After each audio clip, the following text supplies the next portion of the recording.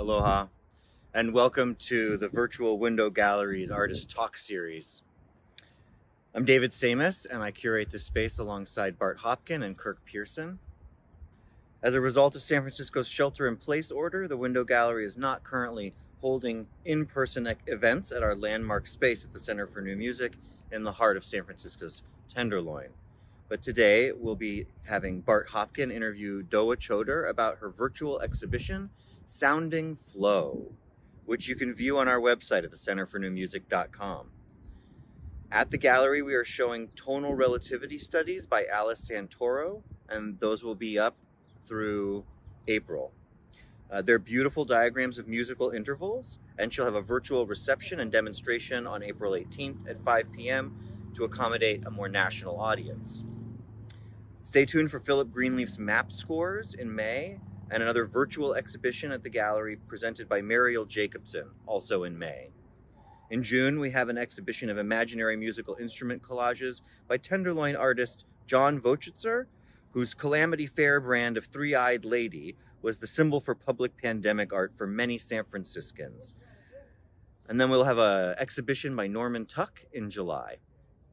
While the Center for New Music remains physically closed to audiences, we have a great series of streaming concerts over YouTube, and you can find more about upcoming events at thecenterfornewmusic.com. If you're a musician, consider becoming a member and letting us produce your next virtual show. Until then, stay safe. And now, Doga Cavdir and Sounding Flow.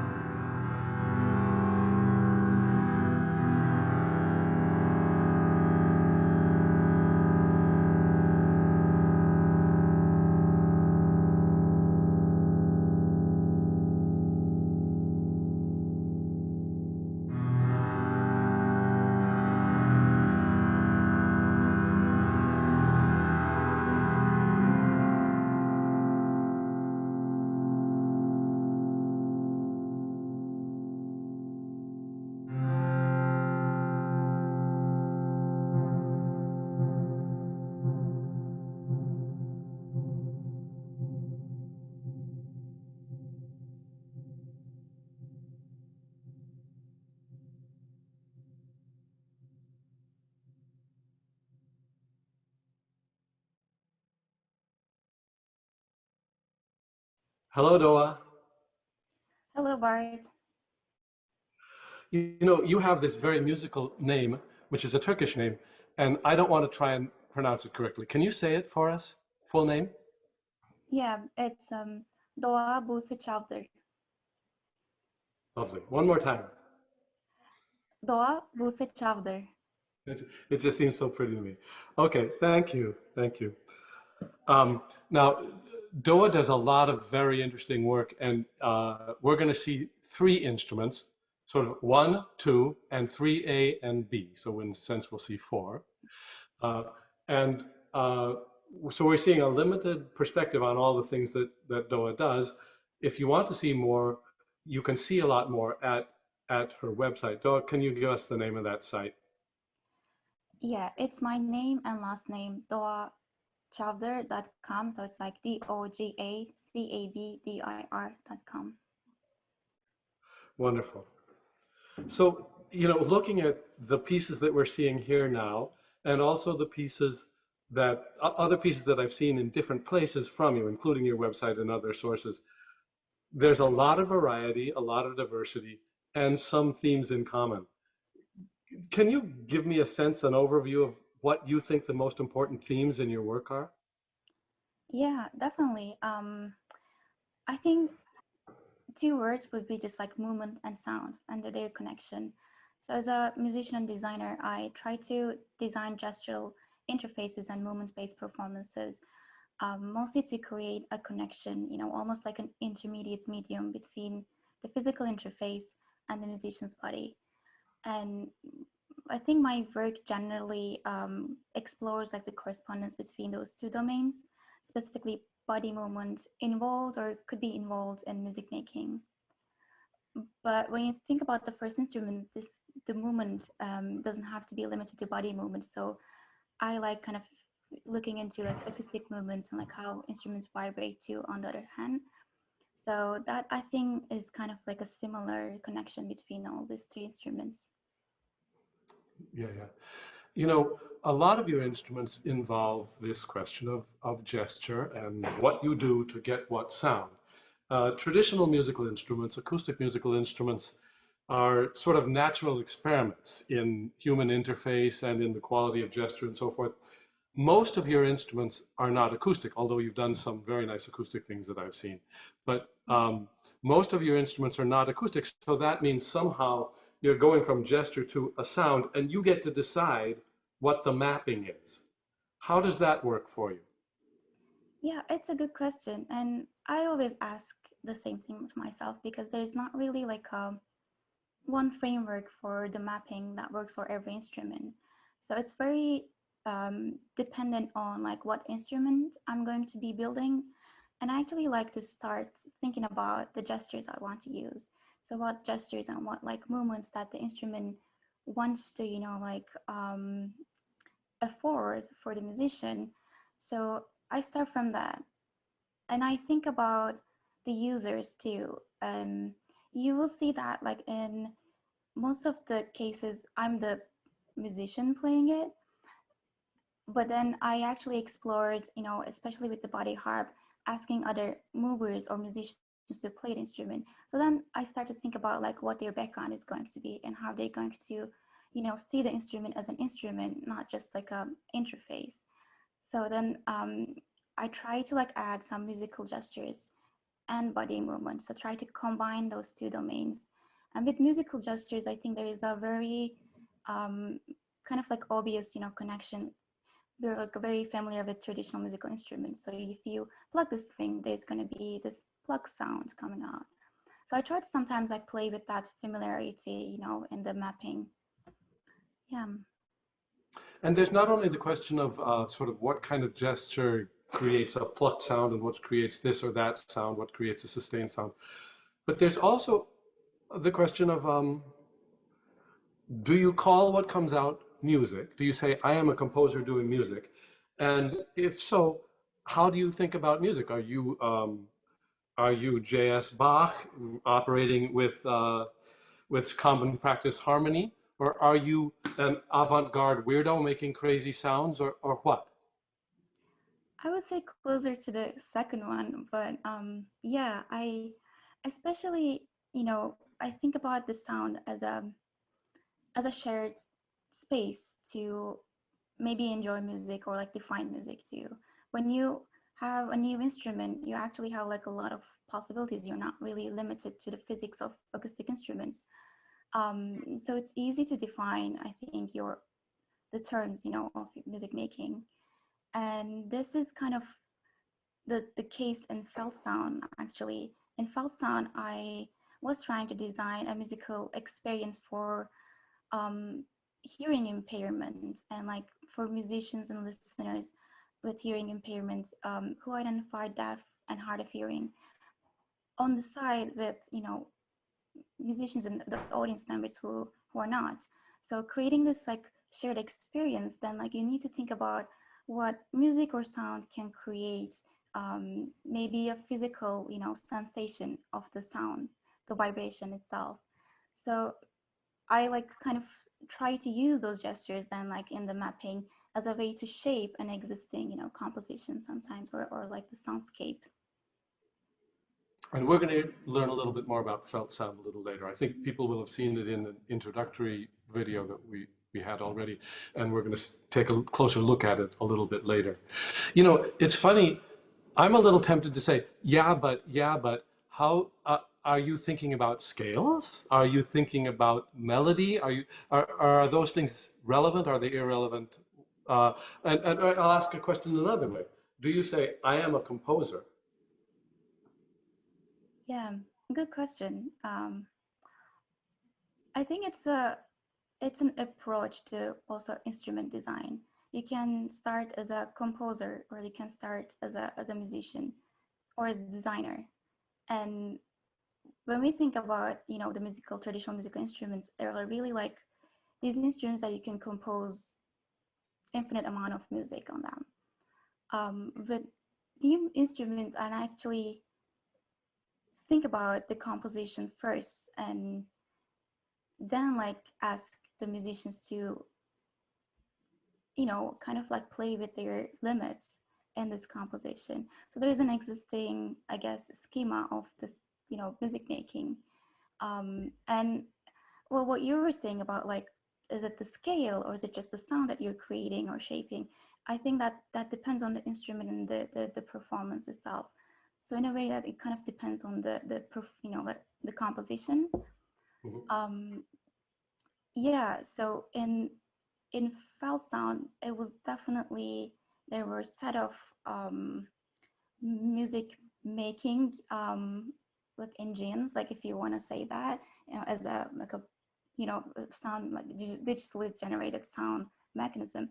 So definitely, yeah, in that case it was, I was the musician shaping this soundscapes and like actually creating them during the performance. It was more like an improvisational schema. But in Bodyharp, there are a lot more similarities to a string instrument. So I started thinking about, okay, I have this 3 or 4 strings. I have like different levels of, you know, height or like the instrument shape. So how can I like map to different scales and like certain notes? And then that's very limited in actually a traditional musical, compared to a traditional musical instrument. So then I think I start to kind of like make some decisions if I wanted to make it more closer to a traditional instrument. I don't know if that answers your question, but I think it really depends on like the performance and the instrument and its affordance itself. Yeah, no, that's excellent. And one of the interesting things, although you mentioned frequently you play these instruments yourself, many times, and especially with body harp, you have other people playing them. Uh, and and so in that case, what you're doing in however you design your mapping, what you're doing is you're creating a set of possibilities for somebody else. And that can be seen as a kind of composition, creating that world of possibilities for somebody else. We're going to be seeing body harp in a minute. I'll be very interested to hear how the dancers that you work with um, sort of learn to love the instrument. How do they feel about this world of possibilities? How do we explore it? That'll be an interesting thing. I hope we can talk about it in a minute. Um, So you have a bunch of training. We should sort of get this out of the way. You've got an interesting educational background. Your bachelor's degree is in Electrical engineering. electrical engineering. And so you got this BS in electrical engineering. Were you like in an odd position being an artist among engineers?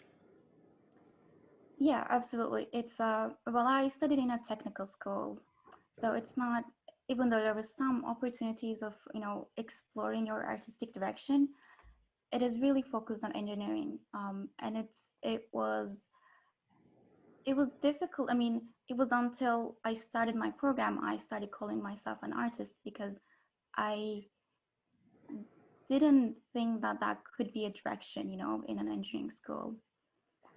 But I always played piano, and I had like this musical side, even before I actually started engineering school. I had like dance and then music on each side. So I was, they were more separate. I didn't think that it really fit into what I was doing in my bachelor degree. Yeah, yeah, yeah. Um, the piano business, you were doing Western classical music, is that correct? Yeah, I Okay. was I was Were playing. you okay? Were you a killer pianist? Were you a virtuoso? I, Are I you? wouldn't say no. I wouldn't say so. But does it color your thinking much, do you think? Yeah, absolutely. Well, playing piano is definitely one main, like, I guess, a motivation. And also, like, always back on my mind when I design instruments too, especially the interaction with the piano and the instrument itself. Kind of, it suggests like different like ideas. Like, you have such a fine control over the tone and like the music you're creating. So that dexterity of like gestures, musical gestures, I always try to incorporate those. So yeah, my piano education is like always there in the instruments that I design. Mhm. It's interesting to think of piano because the keyboard was one of the very first examples of complex interface design in human industry. If you think about this, Mhm. the organ keyboard was one of the first places where people were actually thinking about, I've got this complicated machine to control, how do I control it? And of course, it happened by a process of evolution more than a process of invention. But it makes the piano a really interesting paradigm. So the piano may have influenced you in terms of how you think musically. It may also have influenced you in how you think about uh, the whole question of interface. Nowadays, musical instrument interface, especially with electronics and robotics and stuff, and various kinds of sensors, becomes this big, wide open arena. But a lot of it you can point back to the piano as one of the first examples of human machine interface design on a complex level. Yeah, as an interface, it's very intuitive. It's very, Yeah. and it has a low, threshold to start with. So you can just sit on a piano and just play it. So I think it's a welcoming instrument, but on the other side, it's very steady. So you can't really move with the instrument. As a musician too, you can't really even move with your body. Um, and it kind of like disconnects you from the sound, like resonating body of the instrument and the interface and then the musician. So there's a really discrete like boundaries of those. So that was interesting for me too. Like I started dancing before I started piano. So it was, and I think like ballet was like the first thing that I kind of like get to know piano, as like they were playing when we were dancing. So that was an interesting connection for me. And like whenever I like need to express some, like musical, I guess, like ideas, when I play the piano, I feel very restricted. So that really became a big motivation in my, instruments too, like kind of how can I add more movement, and how can I like ask, musicians to express with their body movement with an instrument that could maybe like allow them to do so. Yeah, yeah, excellent. It's kind of perfect. The piano it gives us a perfect way of talking about both the positive and negative of interface design and the question of how closely the human is related to the machine and to the sound. Maybe it's time for us to listen to or see one of the videos that goes into a little more depth in one of the instruments. And I think the one we'll see first would be um, the In Vivo.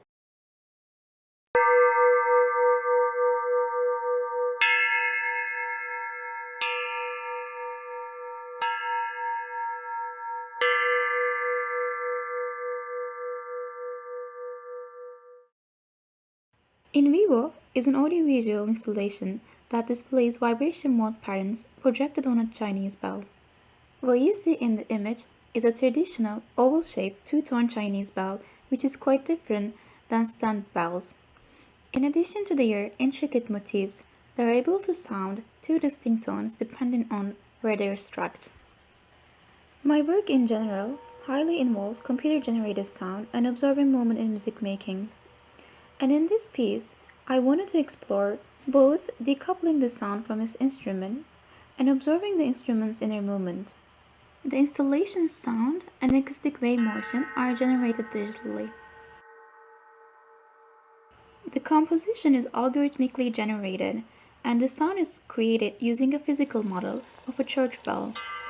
The visuals are created as an animation, and the projection is mapped onto the instrument's surface. The project uses the bell as a projection surface to expose the acoustic waves vibrating throughout the instrument body. The visual effects are inspired by acoustic vibration modes of the instrument when it's struck at different locations. Here you see the interferogram of vibration modes of a handbell, and the right image is showing symmetrical and anti-symmetrical vibration modes of an ancient Chinese bell. Both of these visualizations inspired me to design the projection in synchrony with the sound. It's important to note that the vibration patterns you see in the installation are not a representative of a scientific measurement, but more of an artistic interpretation. It shows a combination of visualization for the first vibration modes and the individual tracks at different locations with their isolated vibrations dissipating throughout the instrument. By excluding the impact of physically striking the bell, I imagined the instrument as a living thing on its own, and I wanted to create an imagery for what is normally left unseen. The installation was originally set up in a listening room with surround speaker array, creating an immersive audiovisual experience for the audience.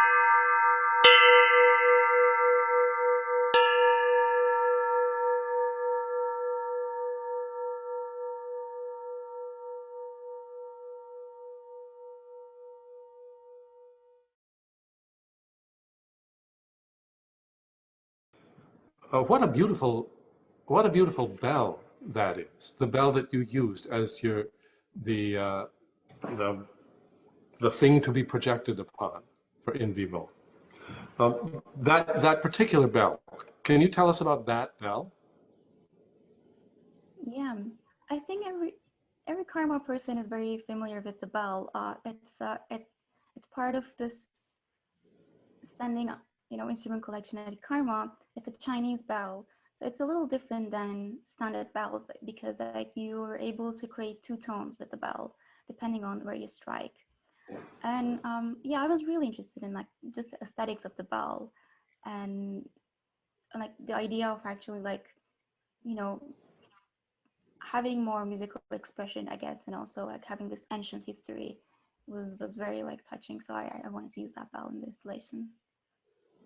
And another nice thing about that bell, now correct me if I'm wrong about this, but that bell was from the correct collection of Thomas Rossing, I think. Did he bring it to come?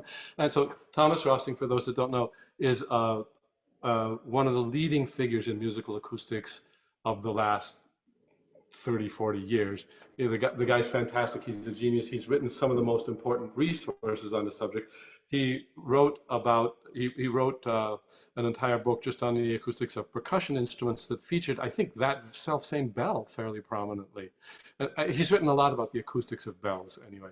So it's this beautiful bell that's anybody who sees it will think it's beautiful, but also people who know the associations of that particular bell, that's worth something as well. The fact that it's that bell. It's the bell that Tom Rossing found some inspiration in to do a lot of his writing about the acoustics of bells and of percussion instruments in general. And he did these beautiful studies of the bells and their different modes of vibration, which are very much reflected in what we just saw, right? Yeah, it is. It is Tom Rossing's bell. So it's his bell, and it's still at Karma. And you can like he did extensive amount of work on like looking into the physics of instruments and like acoustic vibrations, and you can also see maybe more like scientific and accurate forms of like these vibration patterns in his books. In my installation, it was definitely inspired by like Tom Rossing's work, but I also wanted to kind of like have it more, I guess, like a playful and artistic interpretation of like what happens when you play an instrument, when it starts to vibrate, and like what happens and how we can like maybe see it. And that was like the main motivation. Like and like if you look into the installation too, it's the sound is digitally created, so there's actually no impact on the instrument. And then there's a bit of decoupling, like when we think about the computer music, we hear the sound somewhere away from the instrument, and I kind of like took it as an opportunity to also like artificially create these vibration patterns on the instrument. So it's not a literal representation. It's interpretive, but it's a very expressive interpretation. I mean, it actually feels very musical to me when I look at it. How have people responded when they've seen it? Yeah, so it's not a very long installation, but it loops, and the loop is kind of very well like blended in. So I think um, people saw it as meditative practice, I guess. Like they kind of enjoyed just sitting there, and it was so. Unfortunately, we can't do that right now, but it was in a listening room with like a surround speaker array, so we're able to actually experience the sound more immersively too. And yeah, I think people enjoyed like just being in the room and like enjoying the installation. I think it was a more meditative practice for them. And that's a reminder of, sad to say, what we're missing by not having this current installation, the alive installation. For all of the instruments we're going to be talking about today, we find ourselves saying, "Oh man, I wish I could be there. I wish I." You used the word immersive, and that applies to a lot of what your work is doing. Is it time to look at and listen to another video on another instrument? Yeah, we can listen to the self sound.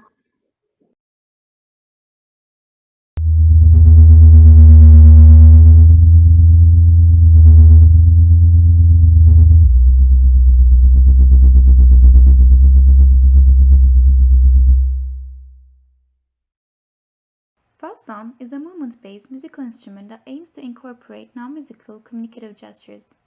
This wearable instrument connects sign language gestures to low-frequency, high-amplitude sounds designed to produce physical sensations.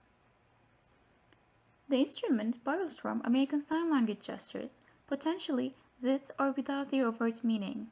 The design process is motivated by the ASL song interpretations and the experience of music for those who are deaf and hard of hearing. The instrument is composed of 4 3D printed modules.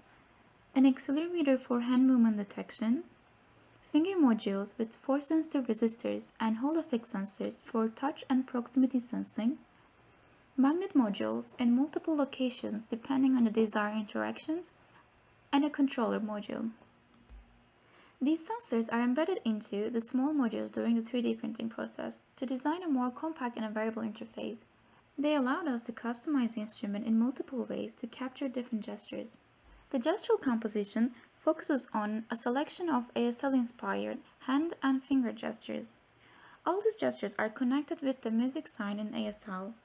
Gestures for show, poetry, and vibration signs are used to control sound parameters or trigger sound engines. Here's a short video showing gesture to sound mapping.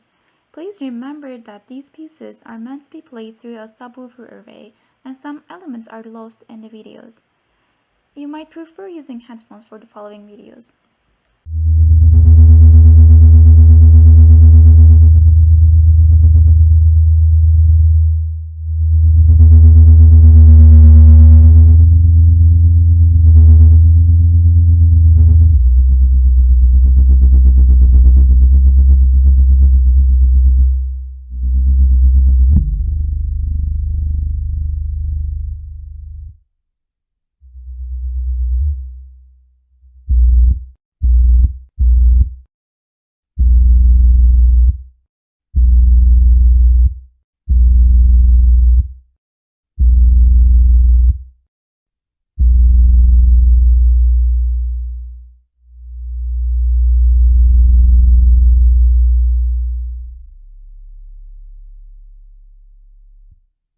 This piece was originally performed with a surround subwoofer array, and is meant to create physical sensations through low-frequency, high-amplitude sounds.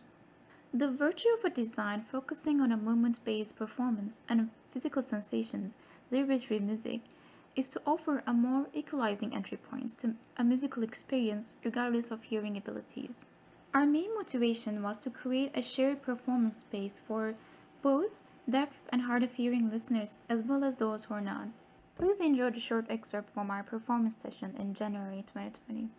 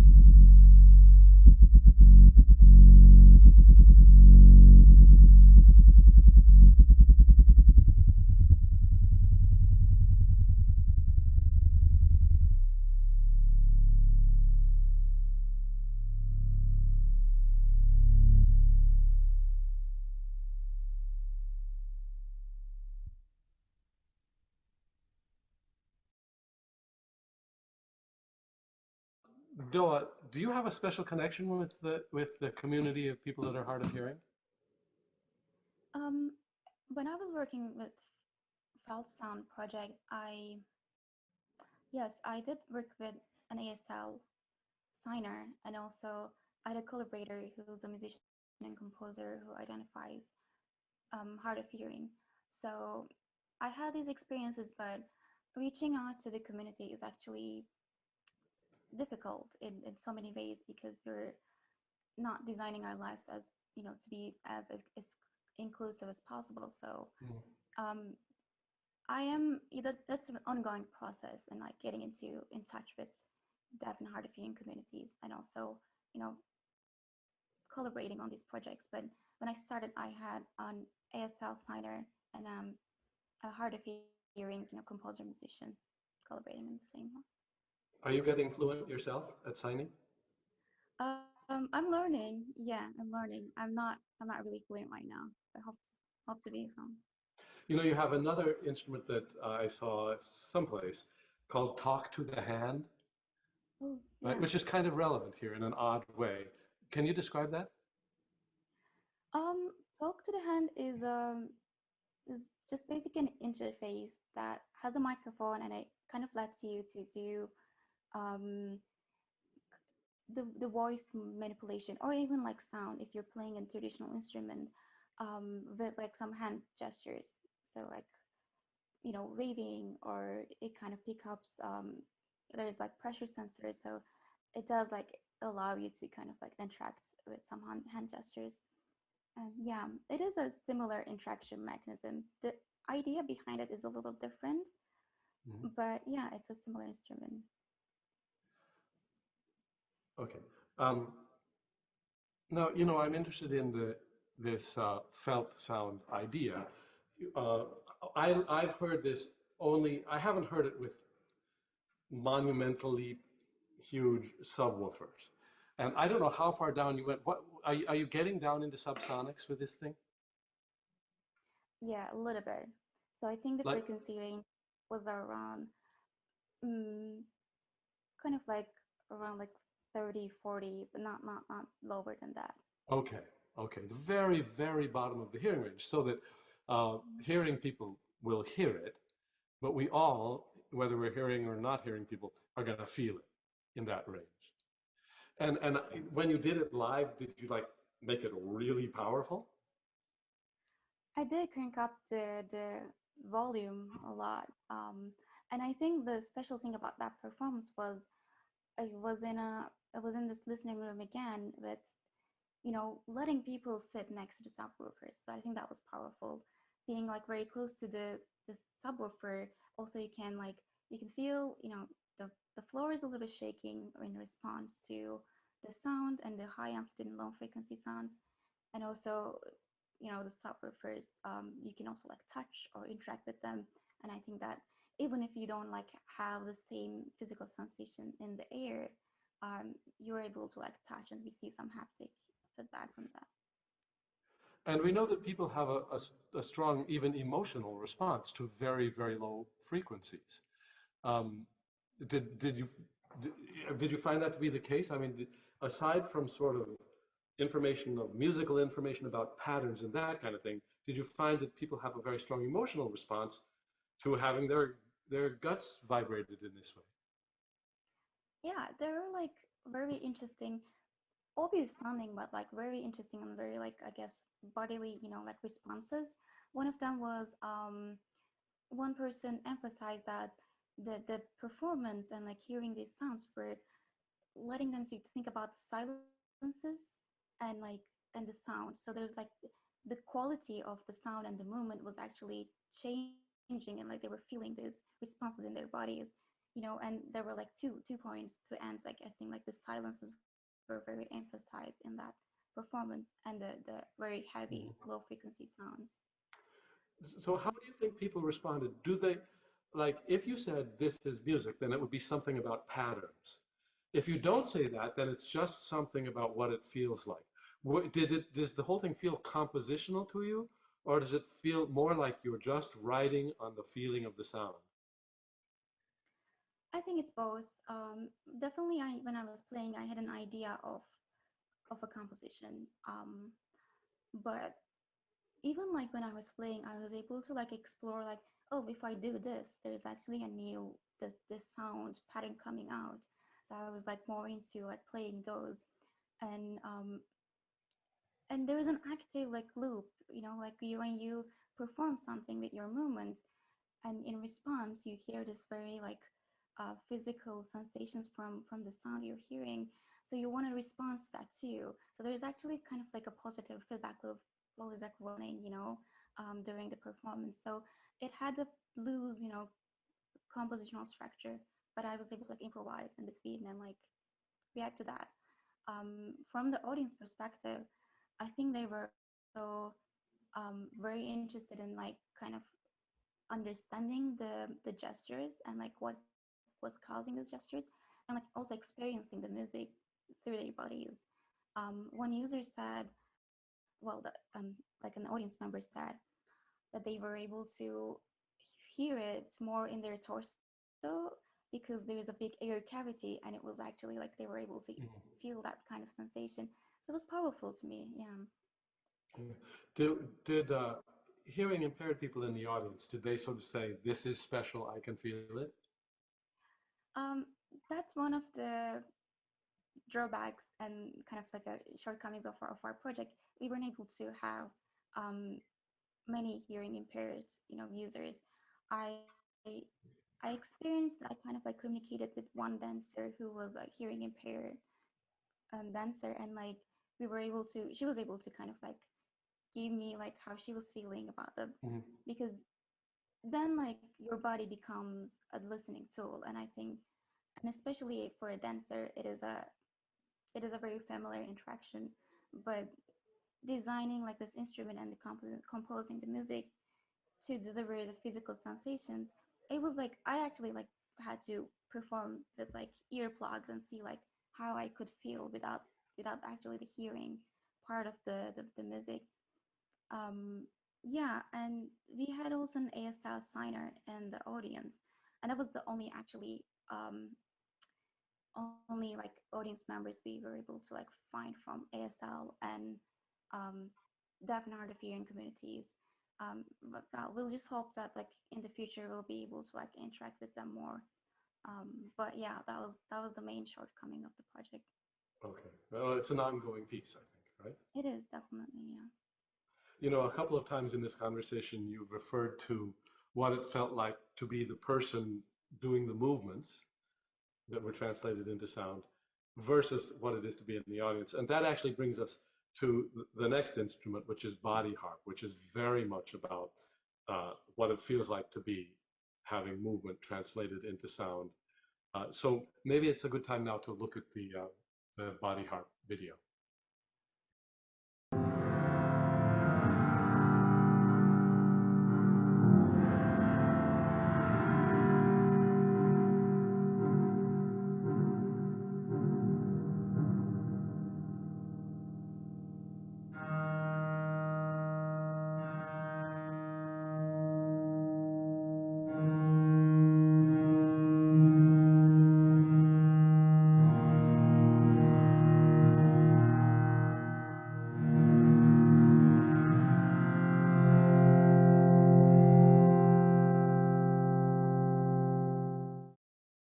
Bodyharp is a musical instrument that integrates dance-like body movements both into the physical interface and to the musical performance.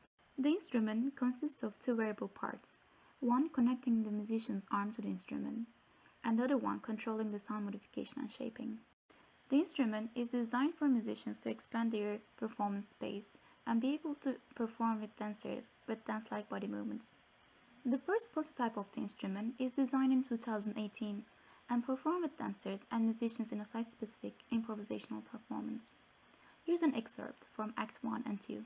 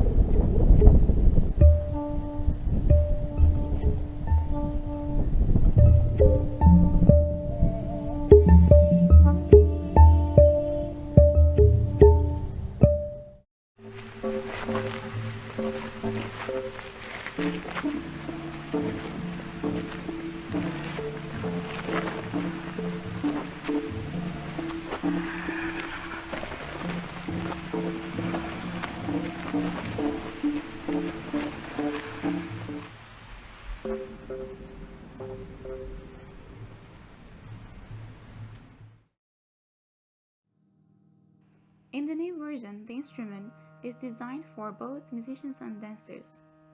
We were expecting to see certain gestures like plugging, stretching, or rotating, but the movers interacted with the instrument in so many unique ways.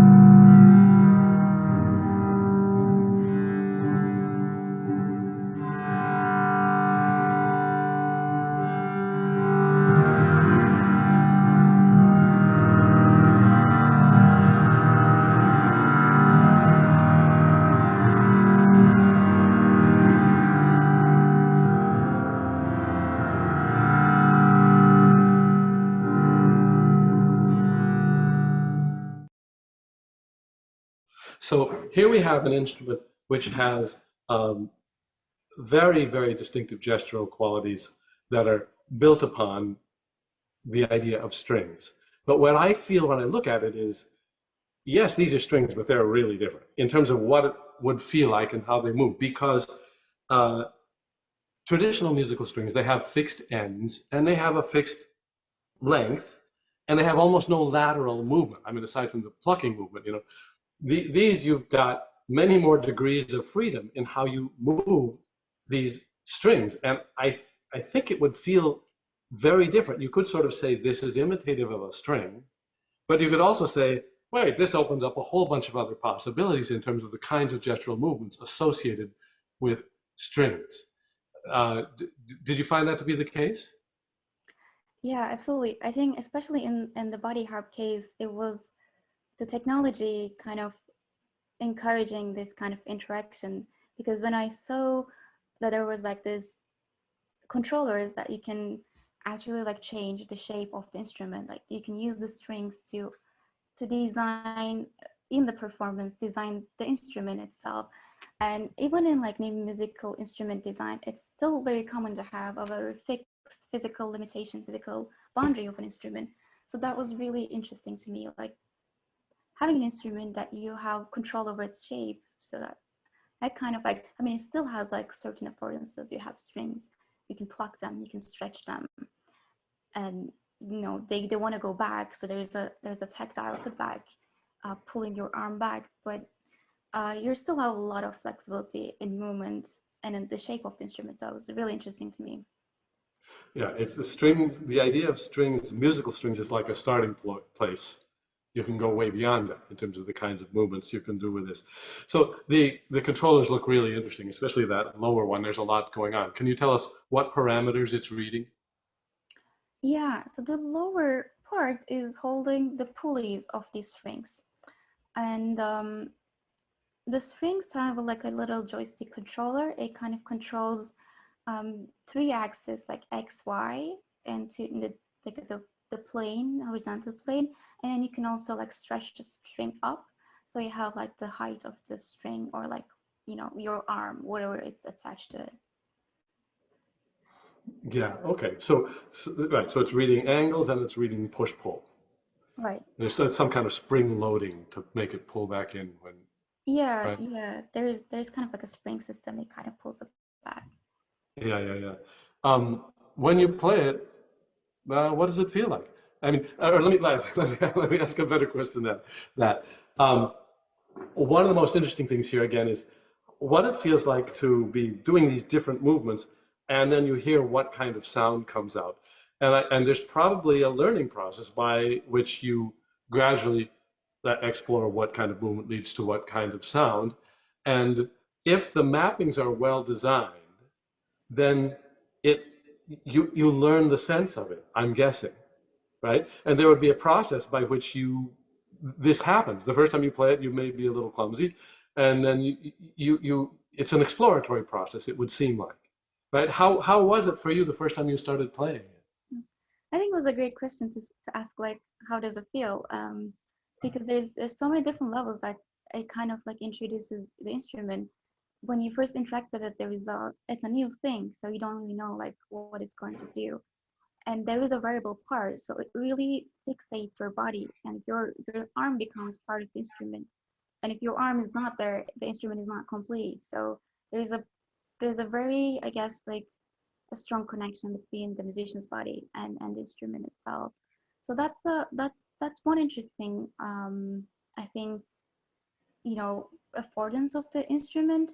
And the other one is the sound. Like then like the mapping becomes a very strategic thing to think about, especially in this case when I had dancers and other musicians and composers playing it. I like had to like attract all the levels of music knowledge, and and sometimes it was too complex, and sometimes it was actually too dynamic. And it was interesting to see how dancers interact with it, how like choreographers interact with the instrument, and how musicians expected it. And I saw that people with, I guess, less musical exposure, they were more interested in just accepting the instrument as it is and try to find some, I guess, gestural patterns and then create those, repetitively, as opposed to musicians expecting strings also like the frequencies also like changing with the string length as in the physics of a string instrument. So it was an interesting exploration, and there's definitely a learning curve.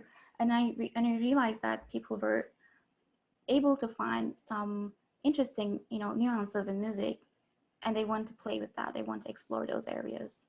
It's nice. They wanted to, is a nice thought. Yeah. Um, so you've done several different you've programmed several different mappings over time. Is it like you get the instruments and you can choose mapping number 1, mapping number 2, mapping number 3, or are you hoping to settle on one as being the established mapping that you would use? That's a good question. I still change the mapping all the time, and I think it is possible. It's maybe better to settle and like practice the instrument and have like a level of mastery. But yeah, I definitely change it depending on the performance and like who's going to play it. Mm-hmm.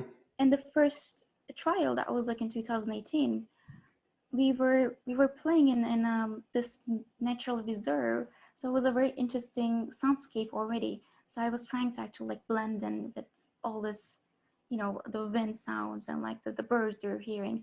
But in the second case, I actually want to start with like an imitation of a string instrument and want to be able to extend that through like audio effects and like some more like high level sound, shaping, Mm-hmm. which is You mentioned, sorry, you mentioned the word learn, the phrase learning curve, and I wonder about that. You said there's a bit of a learning curve. Did it, does it feel like intuitive? I think of this idea, before people invented bicycles, nobody would have known that you could even do this, ride a bicycle without tipping over, right? Then it turns out that somehow we human beings have this ability to manage our balance in such a way that we can take this artificial object called a bicycle and do all kinds of cool things with it. I can imagine something like that may be happening here. Did it feel like when you have this thing in your hand, you discover that there's some innate human readiness to learn something like that, and it becomes intuitive? Or is it like this totally artificial foreign thing? Like, to me, learning to use a typewriter is artificial and foreign. Whereas riding a bicycle, oddly, we humans seem to have that in us already. What, did it feel more like something that's already in us, learning to relate to this set of gestures? some definitely, and some are a bit more complex and needs to be learned. So I always try to start with first no sound, just play the instrument, without hearing anything, and like see how it feels and what you can do. So that kind of doesn't like limit you with the sound mapping. So you're exploring. I can do this gesture, and like maybe you're going back when you start hearing sound and like see how it's going to make sense with sound. Um, and then I start to like introduce, one set of gestures. Like maybe start plugging now and see like how it works, and start changing the height of the instrument. See like what changes you hear. And I think when you actually introduce the instrument level by level, it helps the kind of like fastening the learning process. There's also definitely an open, ended like exploratory process where even if I like kind of like designed it, I can still explore some, new like sonic, I guess, like ideas. And that's actually the dynamic part of the instrument. Like you can still just show up there and then like not be able to maybe play the same thing next time, but have like a different and like very unexpected surprise.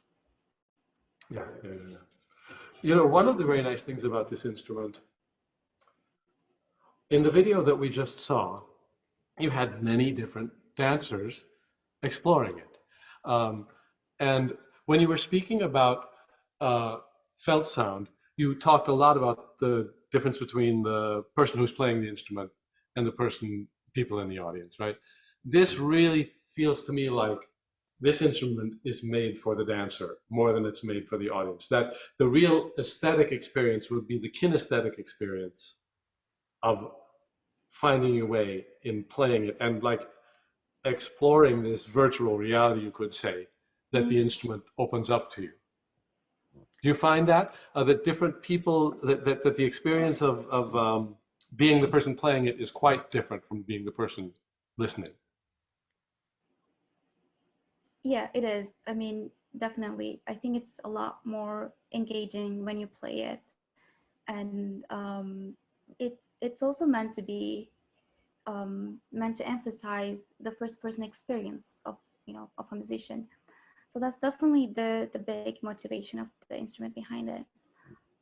Um, and you see, Well, it's just, it really emphasizes people's background too. If you're a musician, the way that you interact is very different if you're a dancer.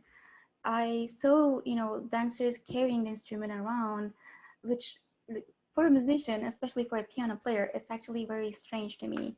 Yes. She hugged the instrument and then she was able to play it. I saw people just lying on the floor and interacting with the instrument and involving, their full bodies, with their feet, their legs, and it was, beyond that I thought that people would play. Um, but yeah, it was very incredible to see like all these different backgrounds coming together in the same instrument and like creating this very extended gestural space.